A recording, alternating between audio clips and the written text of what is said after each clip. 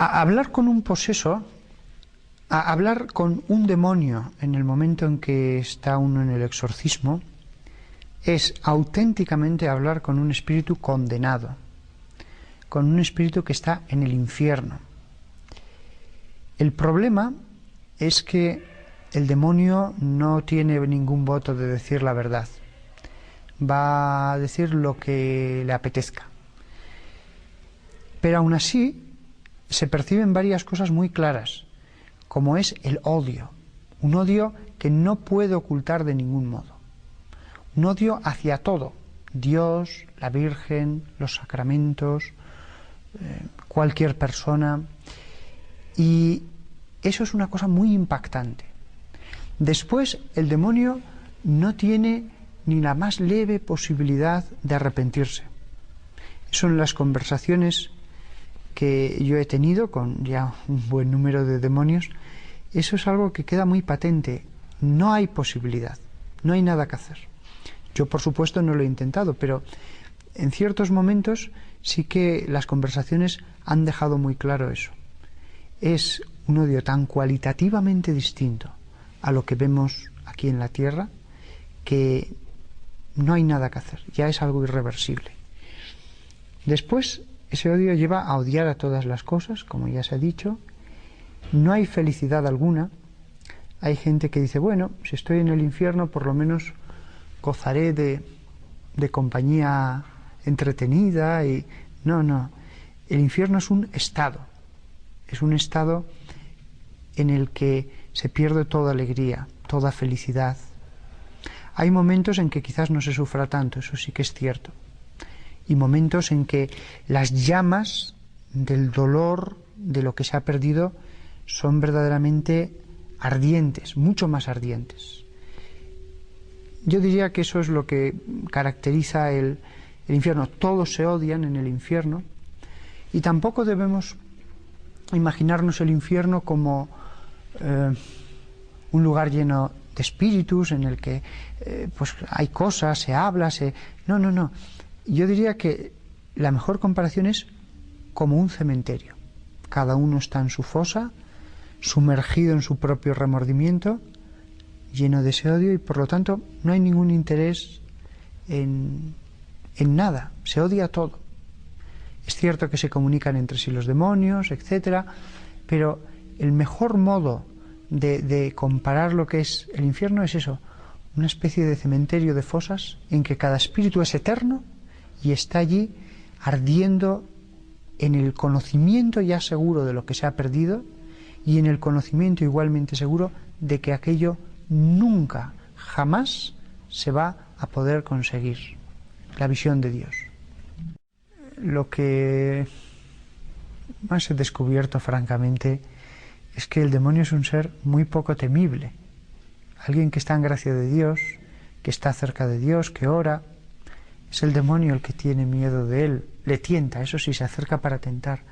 Pero si ahora mismo se me apareciera aquí o en la soledad de mi habitación cuando esta noche duerma, Satán, el más poderoso de todos los demonios, solo tendría que decir Jesús, lleno de fe, con fe.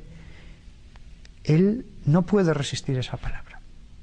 Hay gente que dice, ¿qué pasa si se me aparece aquí una legión de demonios y no tengo agua bendita? Jesús. Esa palabra con fe tiene un gran poder. Entonces, vistas así las cosas, es lo que mucha gente me ha dicho después de salir de una sesión. Al principio uno tiene mucho miedo, pero cuando ya después va pasando media hora y se le ve que allí está retorciéndose, aullando, y que es él el que está siendo torturado por las oraciones, pues se pasa el miedo y uno dice, ¿esto es el demonio? Es verdad, es bien poca cosa. Así que yo a todos les animaría a no tener ningún miedo. Al único que hay que temer es a Dios, el santo temor de Dios, el temor de ofenderle, el temor de perderle por toda la eternidad, el temor de decir, Señor, no soy digno y tú eres verdaderamente el ser infinito en todo. Ese santo temor de comparecer en su presencia porque no somos nada y Él es la santidad. Ese temor es el único temor que hay que tener. Cuando Jesús tuvo que condensar en una expresión todo ese poder de las tinieblas, todo ese poder del Averno, dijo, las puertas del infierno. Esto tiene muchas implicaciones. Cada palabra que usa Jesús es perfecta, nada es usado por Jesús más o menos o al tuntún. Hay una inteligencia infinita detrás de cada palabra en el Evangelio y de la Biblia. Puertas, es decir, el infierno tiene unas puertas a través de las que puede salir. Si solamente se pudiera entrar, no haría falta ninguna protección de ese edificio que él dice que va a ser construido sobre esa piedra. Desgraciadamente, ese infierno puede salir hacia este mundo. De hecho, en el libro del Apocalipsis, el apóstol que recostó la cabeza sobre el pecho de Jesús nos advierte que se abrirán esas puertas y saldrán furiosos porque sabrán que les queda poco tiempo para hacer el daño. Esas puertas son las puertas de salida de todos los seres condenados desde antes de la creación del mundo, puesto que el mundo angélico es anterior, según la tradición de los santos padres, y de todos los condenados después, desde los tiempos de Adán.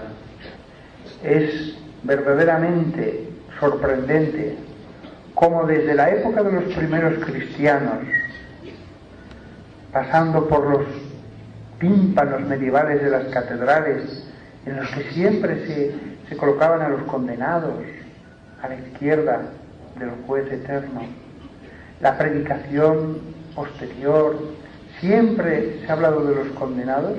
El mismo Jesús habló de los condenados muchas veces. Y justo ahora que el pecado aumenta, que hay más pecado, que se pierde el sentido del pecado, ahora encima es cuando muchos dicen, ¿habrá condenados? Justo ahora es cuando la idea del infierno comienza a parecer herética. Por lo menos en Europa, no les exagero, suena algo herético hablar de condenación eterna. Yo recuerdo a un obispo muy nervioso, después de una conferencia mía, ir al micrófono rápidamente para hacer ciertas matizaciones a lo que había dicho, porque había hablado de los condenados. Enseguida quiso dejar claro, bueno, tampoco sabemos si hay nadie condenado. Es verdaderamente, iba a decir sorprendente, pero yo diría que es razonable que justo ahora en que se rompen todas las barreras más esenciales de la ley natural, de la decencia, justo ahora que se ponga en tela de juicio ya no siquiera si algo es pecado, sino incluso la posibilidad de recibir el fruto de ese pecado.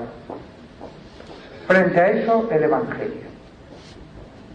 Cualquiera que lo lea va a encontrar tantísimos textos en que Jesús habla de cómo al final pondrá unos a la derecha y otros a la izquierda. En un momento en que le preguntan, maestro, ¿son pocos los que se salvan? Esforzaos por entrar por la puerta estrecha, porque os aseguro que muchos al final querrán entrar y no podrán. Muchos. Si yo digo que muchos son los que se condenan, no me equivoco. La palabra que usa el original es muchos. Querrán entrar y no podrán.